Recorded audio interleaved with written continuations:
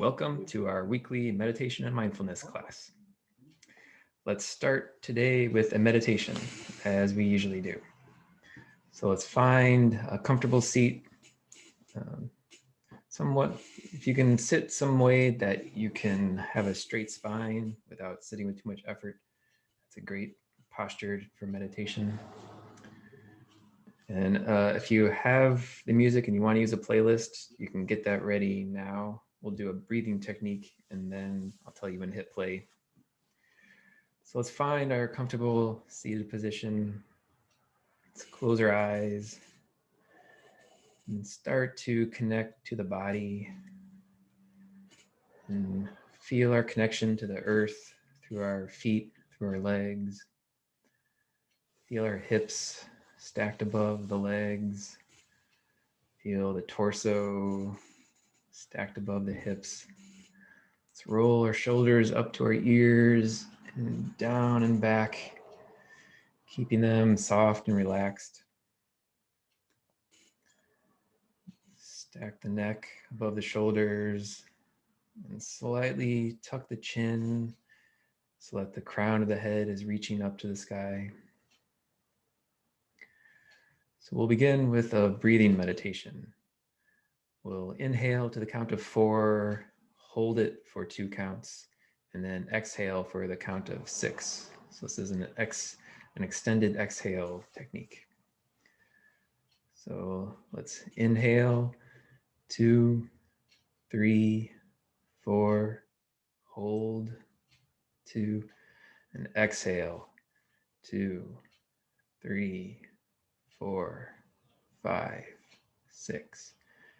Inhale, 2, 3, 4, hold, 2, and exhale, 2, 3, 4, 5, 6. Continue that pattern on your own for 3 more breaths.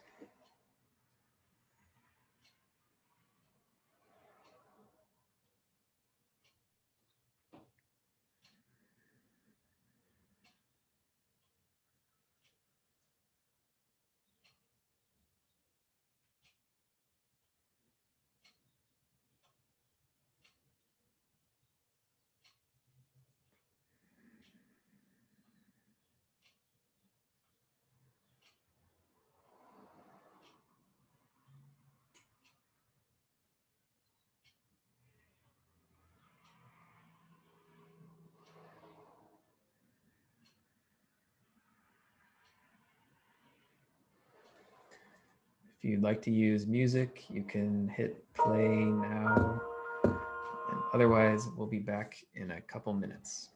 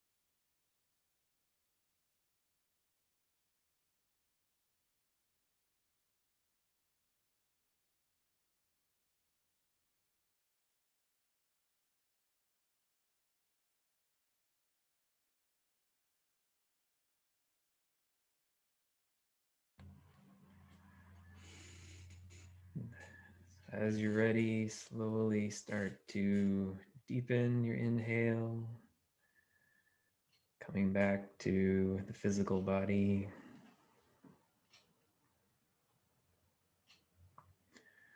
When you're ready, you can open your eyes and rejoin us.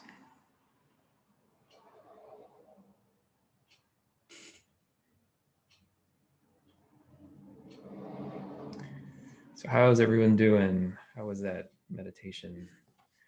I know I needed that. I was feeling a little tired and grumpy this afternoon. I'm not sure why. Is everyone doing good? Great. Yeah.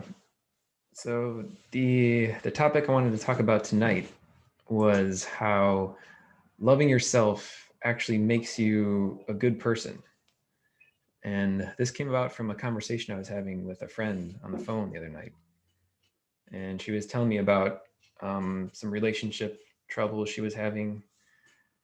She's was tentatively starting a new relationship. She'd been talking to this guy for like 5 months. It seemed like things were going good. It seemed like he was a good guy and that this might be different.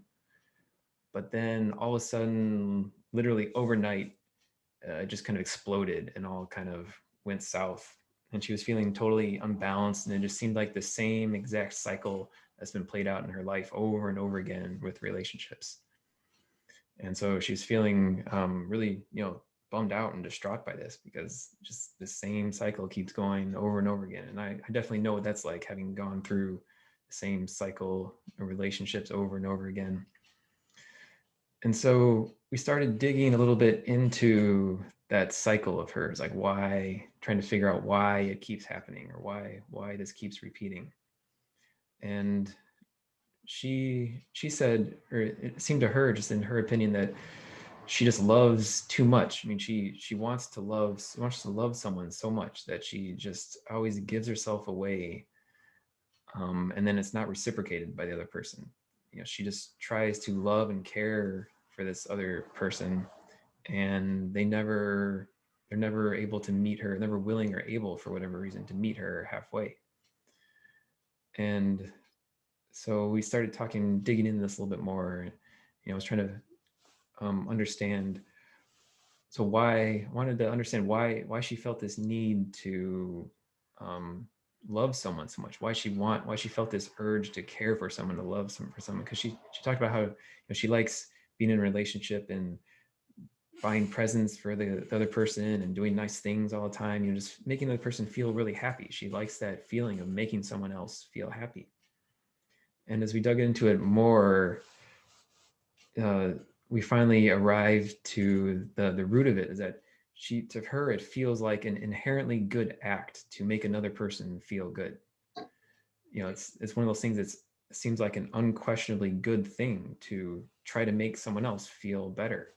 And I agreed with her. I mean, that is a very noble and good thing to do, right? You can't really argue with that it's good to make someone else feel happy.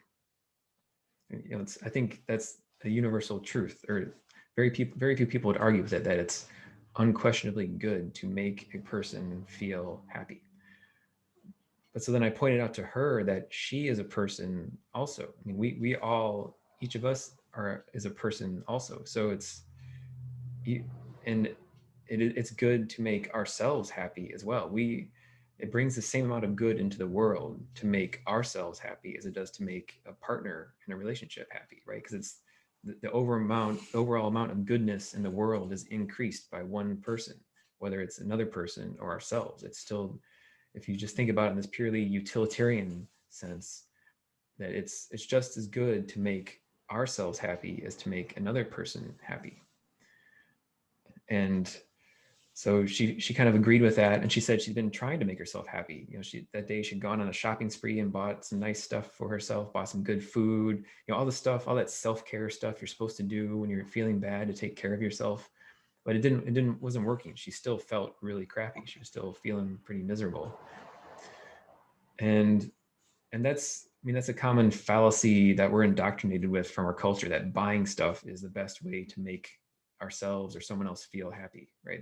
That's the cultural That's a culture of capitalism that we're all raised in and born in.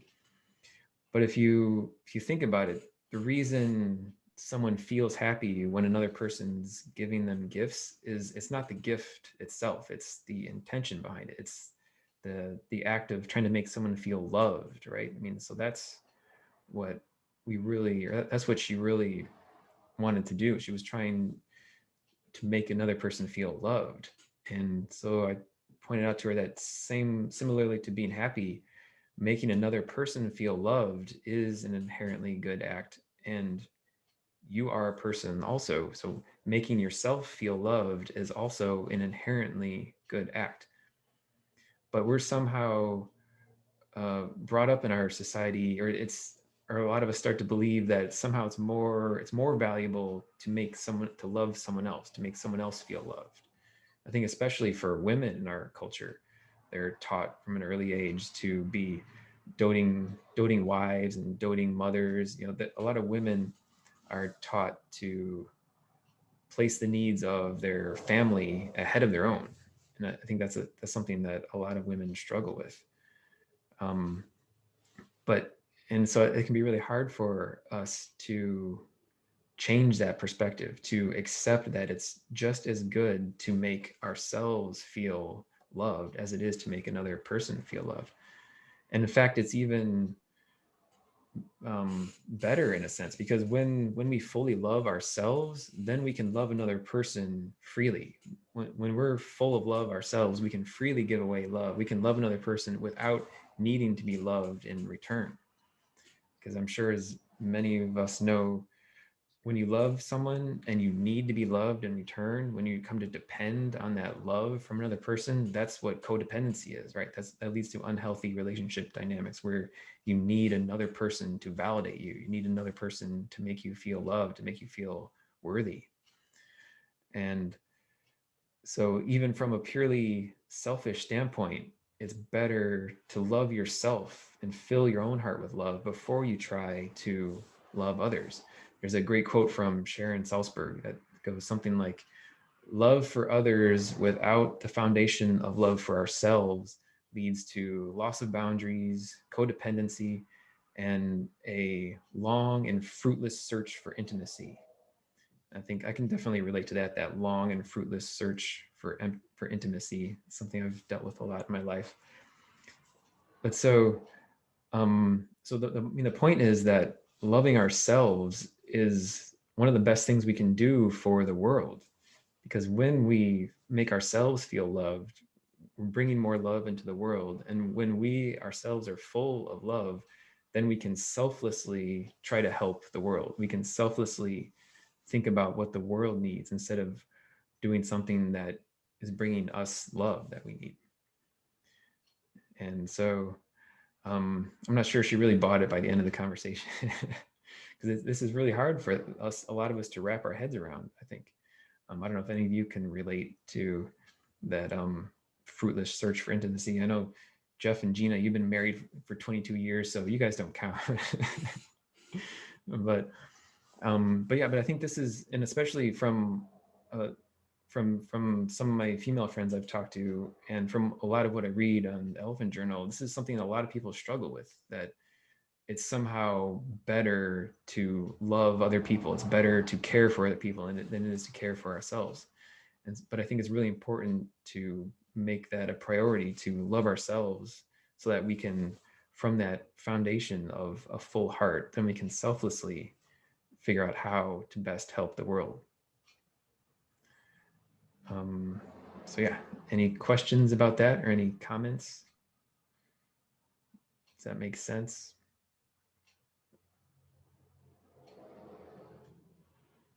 Yeah, I mean, well, it makes intellectual sense, I'm sure, but it's harder to believe it in your heart, I think. So, Matt, I totally loved your words, and I love hearing your voice, and what you just said makes perfect sense, and I totally identify with it.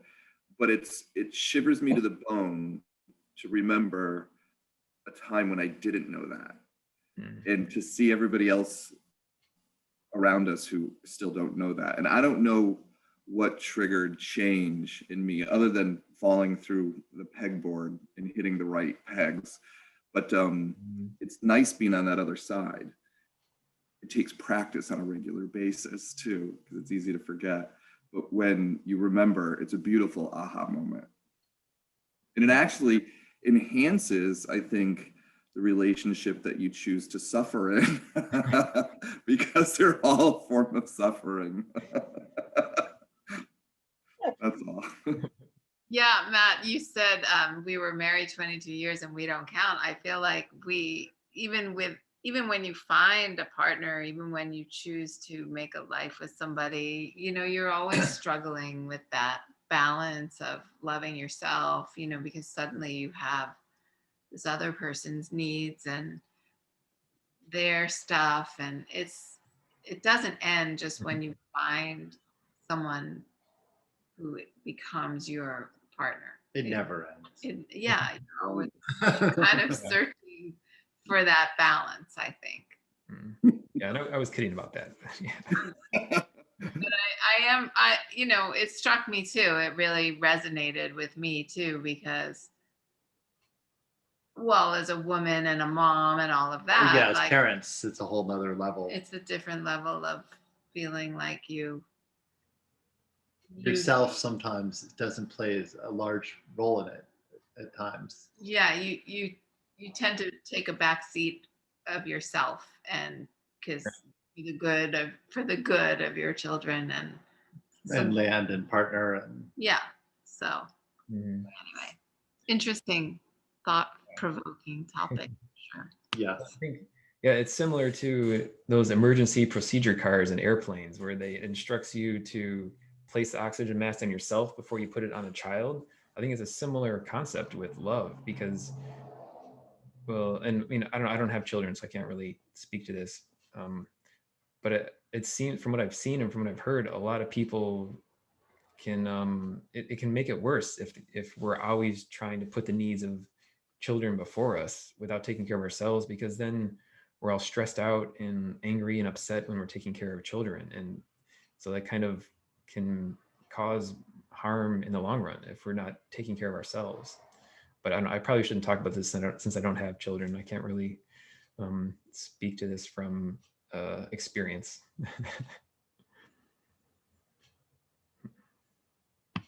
Well, that's martyrdom then, isn't it? Like, right. When you put other people or your children or your partner or anyone else. No one would ever no parent would ever put the oxygen mask on themselves before their children. It just would never happen. I know. Maybe they would, I don't know. Self-control. Mm-hmm. Yeah, well, it is definitely, it's one of those topics that you have to find balance in, right? And you definitely, and it's definitely a good thing to consider the needs of others, and it's maybe sometimes even before your own, but you just have to find the right balance. If you're constantly giving away your happiness and constantly giving away your love to another person with nothing for yourself, then that's just going to cause problems eventually somewhere in the long run. Yeah. Anyone else? Any comments or questions? Anything you want to share? Okay. Well, let's meditate again. And yeah, like you said, Tim, it takes practice. And I think I've talked about Maitri practice once before. And this has been really helpful for me in helping to love myself. And so it's a pretty simple practice. While you meditate, you can just pick 3 or 4 phrases. Usually the traditional way to do it is with 4 phrases. Although I find that when I'm trying to remember 4 phrases, I always forget the 4th one and I have to stop and think about it. That's probably why they do it. Those Buddhists are always trying to make things tricky and making you think about things. But yeah, the traditional way is 4 phrases, but sometimes I just wind up doing 3 because it's easier to do it without thinking too much. And the traditional phrases are something like, may I be safe, may I be healthy, may I be happy, may I be at ease. You can use those, or you can figure out different phrases that resonate more with you personally. Something like, may I be filled with love, may I be filled with compassion, things like that. May my heart be full, if that's something you're struggling with. But the point is just to find phrases that resonate with you, that resonate with your heart. And then just repeat those phrases over and over again to yourself while you're meditating. And this is a way you may want to place your hands over your heart. I think that can help too, to add that physical reinforcement to it. And it sounds kind of dumb, right? It sounds like you're just repeating these words to yourself, but it really does work. I speak from experience, even if you only do it for a few minutes in the morning. But if you stick with this practice consistently, it really can start making your heart feel full of love. And so let's practice that right now. If you have music, you can get that ready. I'll tell you when to say play. So let's find our comfortable seat and just try to find 3 or 4 phrases that resonate with you. So like I said, the traditional ones are, may I be safe, may I be happy, may I be healthy, may I be at ease. So that you can start with those, and if they don't work for you, you can kind of figure out something else.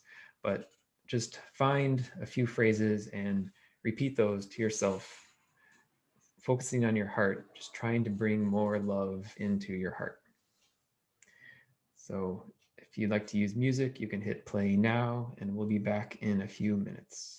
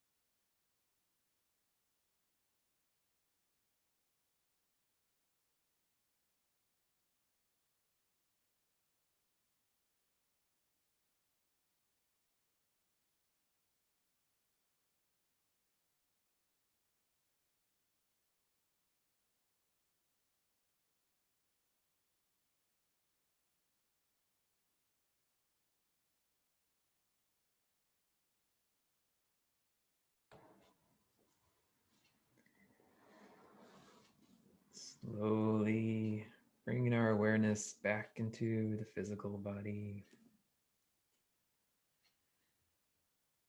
When you feel ready, you can open your eyes and rejoin us.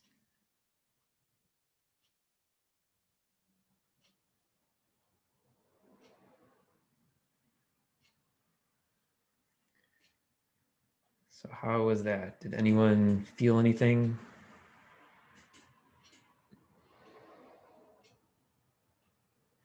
I did. Yeah. Yeah. So that reminds me of something else I wanted to talk about. So my friend, when I was talking to her, and I think this is something I struggled with before also, this talk about loving yourself and self-love and feeling complete without another person. I, I know when I first used to hear about that kind of stuff, uh, I always thought it's like it can't really ever be this. It can't feel the same to love yourself as it does to love another person, right? It's just there's no way it can be the same sensation like that feeling of getting swept away in love, and when your heart swells with love for that other person. At least that's usually what happens to me at the start of a relationship during the infatuation phase. But just that, that feeling when you're just bubbly and happy and your heart is full. I never, I mean, when I heard about this self-love stuff, I just never assumed it would ever be the same kind of sensation like that. It'd never be as fulfilling as being in love with another person. And I think that's another thing that our culture instills in us, especially with all of the romance books and movies and TV shows. I mean, that's a common theme throughout the stories in our culture, that romantic love with another person is kind of one of the best experiences we can hope for, right? It's one of the driving forces in life. And it is beautiful, but you don't need another person to feel that. And I've been surprised in my own practice recently how meditating on my heart and really just trying to love myself, sometimes I do feel that same sense of a full heart, a full swelling loving feeling in my heart just for myself, without having to be dependent on another, without needing to find that in another person. And it's really a kind of cool experience. And it's allowing me to really kind of be myself and be happy by myself and be happy with myself and just be myself more in my life. Because I always had this sense that I was kind of waiting for this relationship before I can start living my life, right? I always thought that I needed to have this perfect relationship before I could get on with my life and get on with my real life. But it's not necessary. We can find that love in ourselves. And once we have that love, then we can just approach life with love, and kind of just becomes this feedback circle. So yeah, I just wanted to comment on that. Um, any questions on that or any comments? Can you hear me? Yeah. I think research has shown when you fall in love that certain chemicals are emitted from your parathyroid and your hormones, and it lasts about a year and a half. Oh, really? And then one morning you wake up and you go, who the hell is that? Right. But I'm just saying, I don't know if that is true with what you're talking about with falling in love with yourself. I don't know, because there's the knowing, yeah, I'm an okay person. And then there's the feeling, which comes from those hormones and all that. And what you're talking is more the feeling, right? Yeah. Uh-huh. Just curious. I don't know. Yeah. How you'll be in a year and a half. I don't know. That's interesting that somebody said a year and a half the chemicals wore off. Because I always found Yeah. myself, like, the infatuation with me always wore off after like 4 or 5 months. And actually recently I've been talking to several female friends talking about how guys in their relationships, after 4 or 5 months, that's when it starts falling apart. That's when they start acting like dicks after that. So, Not the women. Hmm? Not the women. No, that's when Maybe our chemistry is different, and maybe I'm thinking women. Oh, I don't know. yeah. I don't know. I don't know. Yeah, that's interesting. Yeah, I wonder if I'd like to study the brain chemicals that are going on in my head right now. See what's Yeah. I have something to show on the brain chemical aspect of it. A book I flipped in called Biology. And it's an easy read and it's fascinating. And it's actually in a documentary called E-Motion. It's E.Motion. And Bruce Lipton is in that, and he lectures in it, and he talks about how all of our emotions are just chemicals that are proteins that are binding to receptors in our brain and causing a response. And I think yoga and meditation, helps us to practice being observers of those emotions so that we don't have to be slaves to the emotions and the chemicals that are real and responsible for the surges of what we feel. And it's really, I don't know, I love saying that it's this age. I don't know if it's safe to say that, but I love being this age, because even when something happens that's upsetting or potentially going to make you angry, sad, you can really take a breath and observer of it, and then actually even see the humor. And that's the saving grace for this carcass every day. But it's a really great documentary on this topic if you want. What was the name of the book? You were breaking up a little bit. Oh, it's called The Biology of Belief by Bruce Lipton. Biology of Belief? Yeah. He's a really great lecturer. You'll love him. I think the first documentary he was in that made him famous was What the Bleep Do We Know? Okay. I knew the guy's name sounded familiar. Yeah. Yeah, he's big in the yoga community now because he talked about the scientific aspect of yoga and meditation. Right. Yeah, but that's a good point. I mean, it is, all of our feelings are just chemicals being released in the brain. All of the full spectrum of our emotional response is just chemicals binding to receptors inside of our brains. So yeah, I wonder if it's possible to make the brain release those chemicals without the usual physical stimulus. I don't know. I think with practice. Yeah. Yeah. Interesting. Great. Maybe through breathing. Yeah. Yeah, breathing definitely helps, definitely beneficial. Proper breathing. Listening to that breath book, that's so fascinating, and I highly recommend that book to anybody. It's called Breath, and it's, I think I am. Okay. Yeah, James Nestor is the author. It's really mind-boggling. Very entertaining too. It's all about the breath, and yeah. Cool. Yeah. What are you showing us, Tim? Yeah, we just see a bright screen. We can't see what it is. I know. I'm sorry that you can't see it. It's actually that book that you told me to get on my phone that I listen to on the way to work every day. Oh, good. Yeah. Cool. Yeah. All right. I'll have to put that on my list of books to read. There's so many interesting books, though. It's hard to get to them all. Great. Any other comments on that subject? Any other questions? All right, great. Well, I'm kind of out of things to talk about. Any other general questions about your meditation practice? Anything you're struggling with that you'd, or anything in life, any situations that you'd like some mindful advice on? Can I talk about trauma and meditation? Sure. This is something that with people with PTSD, like if you're a little kid and something really horrible happens, you have an emotional reaction, but you don't have the skills to deal with it. In fact, probably a certainty you will die if you feel the intensity of that emotion. So it's kind of encapsulated in your limbic brain, which is your feeling brain, and it lives there, just sits there.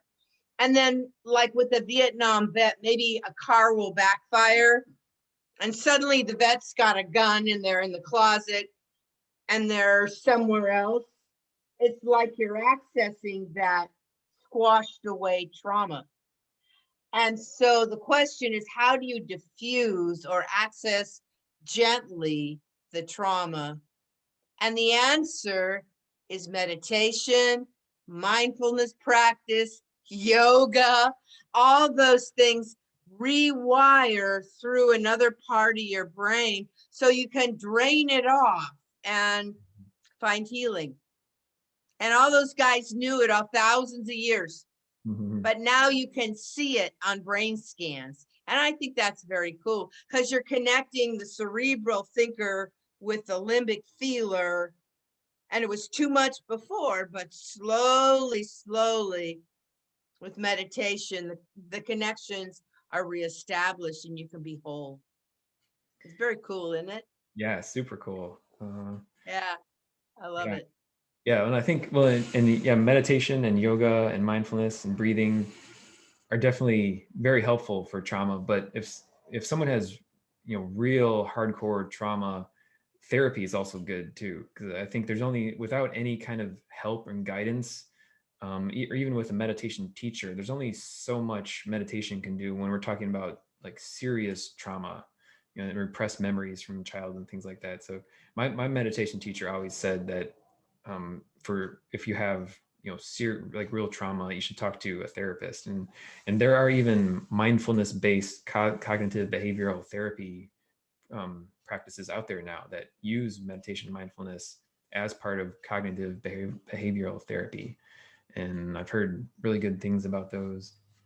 But I think we want to be careful that meditation can fix everything, because as Oh, no, yeah, I mean, as wonderful as meditation is. it's probably the most effective tool for reintegrating trauma in terms of a counselor, EMDR, the getting the both sides of the brain going on. Yeah, but I'm with you. Yeah, you don't touch that stuff alone. Don't go there alone. Definitely. Not good. Yeah. Yeah, and I talked about this last week a little bit about how, when I think even if not everyone has serious trauma, a lot of us have repressed emotions, because a lot of us, I mean, our culture doesn't really teach us to deal with strong negative emotions. We're constantly, or we're from a young age, I think we're always taught to just kind of, keep a stiff upper lip and just do your work, go to school. Don't let your personal feelings get in the way of work. Don't let your personal feelings get in the way of school. We're not taught to feel our negative emotions. And just the way everyone gets uncomfortable if you express negative emotions in public, right? That's supposed to be a private thing. And I think that does a lot of harm to us, because it teaches us that negative emotions are bad and something to be avoided, instead of something to experience in the moment and let them move through us. But if we just keep repressing them, then eventually they build up and explode, which I think that's what we're seeing a lot of right now in the country. All this anger from some years of repressed emotion, and now all the distractions are gone, and all these repressed emotions are coming out. Did you want to say something, Gina? That's exactly what I was going to say, that if you repress it, it sort of is held inside and then comes out as anger. And it's interesting to me that a lot of, like, let's say with the insurrection or whatever, like it's mostly men, because they are taught to not deal with those emotions and to stuff them much more than women. And so, yeah, I think that's truly what we're seeing now is a product of that belief. Yeah. Generations of repressed emotions are coming up now, and especially fear. I think a lot of times when fear is repressed, it comes out as anger. And there's a lot of fear going on in the world. I mean, everything, like all the rules are off right now. It's so hard to predict what could happen with COVID. I mean, people's jobs are at risk. People's health are at risk. It's just, everything is so uncertain right now that it's creating a tremendous amount of fear that most of us don't have the tools to deal with. And a lot of it's coming out in anger, which we're seeing all over the news, and attempted coups. Goo, goo. Yeah. He's- All right. Well, let's meditate one more time. And so this time, let's build on the Maitri practice. So the way it's traditionally taught, you practice Maitri on yourself for a while until you feel that loving sensation for yourself. And once you feel it in yourself, then you start trying to feel it for other people as a way to build increase compassion for other people. And so usually the progression, it goes from working on yourself first to working on someone who's a friend or someone you have a good opinion of, then someone you have a neutral opinion of, and then finally someone you have a negative opinion of, someone who's a big challenge in your life. And the idea is by reciting those phrases for another person, especially for someone that you don't like, that can help build compassion within your heart for other people. And so for this practice, why don't you can pick any one of those. You can pick a friend or a neutral person or an enemy if you want, or you can even just make it for the whole world, for all sentient beings. That's another. So just pick one of those and practice reciting those phrases. Again, you can use the traditional phrases. May they be safe, may they be happy, may they be healthy, may they be in ease, or you can, again, make up phrases that resonate more with you. Either way, it's the important thing is to generate that feeling of compassion for other people, because we don't want to just be selfish people only loving ourselves. I mean, the whole point of loving ourselves is so that we can love others more and love the world more. So if you want to use music, you can get that ready now. And otherwise, we'll come back in a few minutes.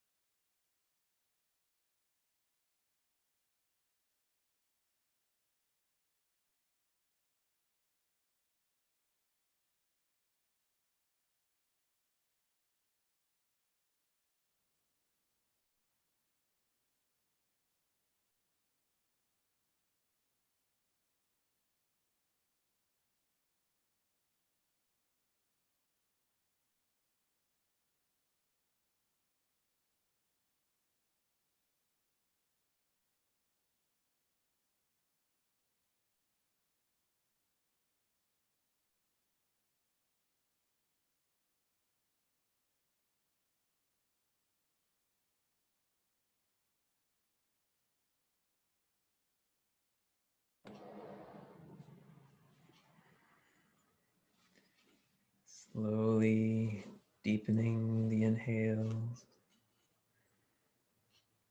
Coming back to the body.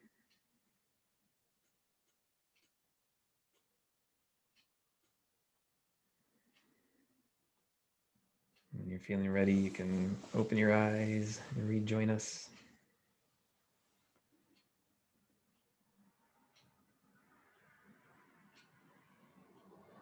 Great.